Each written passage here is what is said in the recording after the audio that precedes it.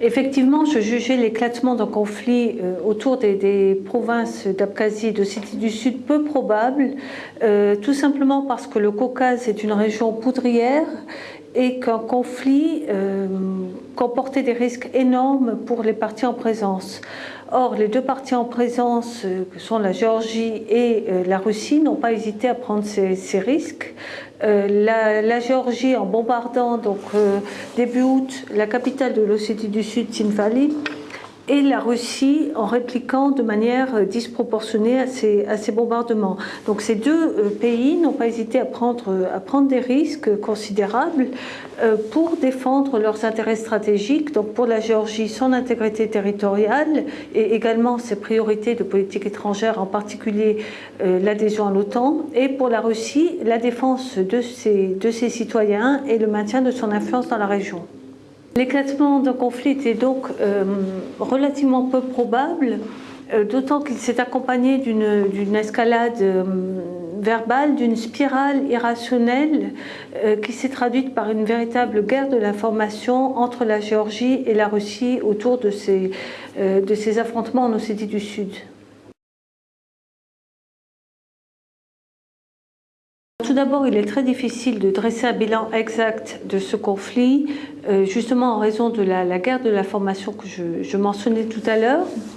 En revanche, on peut tirer quelques leçons sur le plan international.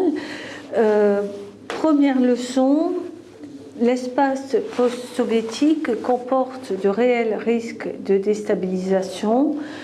Et les conflits qu'on jugeait, qu'on appelait depuis le début des années 1990 les conflits gelés, sont loin d'être résolus. Seconde leçon, ce conflit s'inscrit avant tout dans le cadre de tensions entre la Russie et l'Occident, tensions qui durent depuis plusieurs mois, voire depuis plusieurs années. Un tournant important, c'était le discours de Vladimir Poutine à Munich au début de l'année 2007, lorsqu'il a dénoncé un monde dominé par les États-Unis et l'unilatéralisme américain. Depuis, la Russie s'est opposée à l'Occident sur un certain nombre de dossiers internationaux, comme le Kosovo, l'indépendance du Kosovo à laquelle elle était farouchement opposée, comme par exemple également le projet américain de bouclier antimissile et l'élargissement de l'OTAN donc à d'anciennes républiques soviétiques. C'est cet élargissement de l'OTAN qui véritablement constitue la toile de fond de ce conflit entre la Russie et la Géorgie, beaucoup plus que des questions énergétiques comme on l'a parfois affirmé. Troisième leçon, sur la portée de ce conflit pour les acteurs impliqués. Ce conflit a d'abord montré la relative faiblesse des États-Unis qui n'ont pas pu voler rapidement au secours de leur allié géorgien et sans doute que le président Saakachvili pariait sur un soutien immédiat beaucoup plus important de la part des États-Unis. Pour la Géorgie, il s'agit d'abord d'une défaite militaire, bien évidemment. Le président Saakachvili a été décrédibilisé par son intervention extrêmement risquée.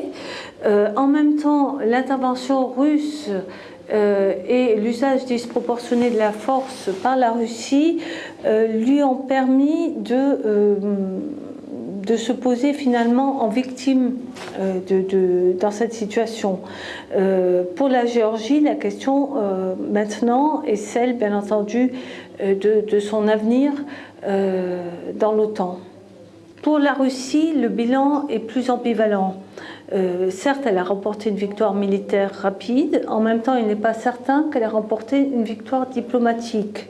Elle a fait usage de manière disproportionnée de la force, elle a largement outrepassé ses droits, elle a violé l'intégrité territoriale de la Géorgie, donc son image est considérablement dégradée sur la scène internationale et il n'est pas sûr que cela serve ses intérêts à long terme, même si elle a su se défendre et défendre ses intérêts sur ce conflit.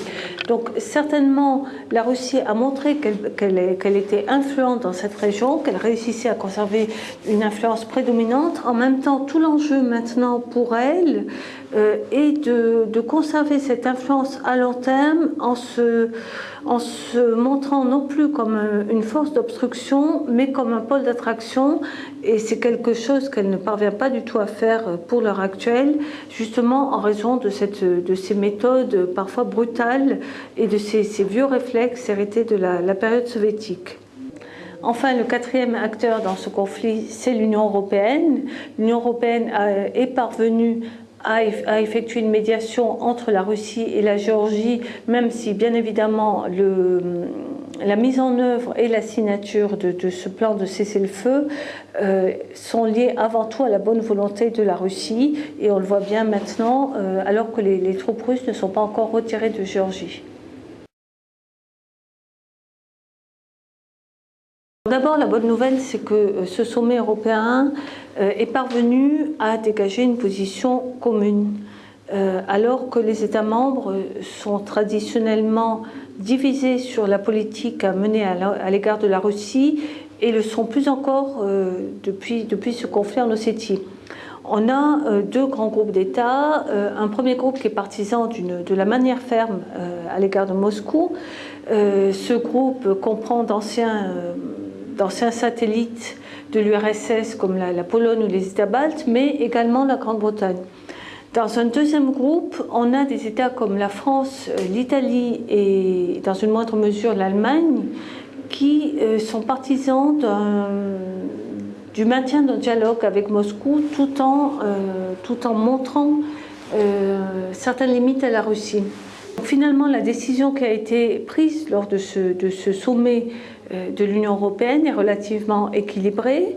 Il a été décidé donc le maintien d'un dialogue avec la Russie tout en suspendant les négociations pour un nouvel accord de partenariat au retrait des forces russes du territoire géorgien, donc retour à la situation antérieure au début des hostilités. Donc finalement, la reprise des négociations est tout simplement subordonnée au respect par la Russie des engagements qu'elle a pris dans le plan de cessez-le-feu négocié par Nicolas Sarkozy. C'est donc une position relativement équilibrée. En même temps, c'est un signal à la fois clair et ferme envoyé à la Russie. L'enjeu maintenant sera de maintenir un consensus entre les États membres.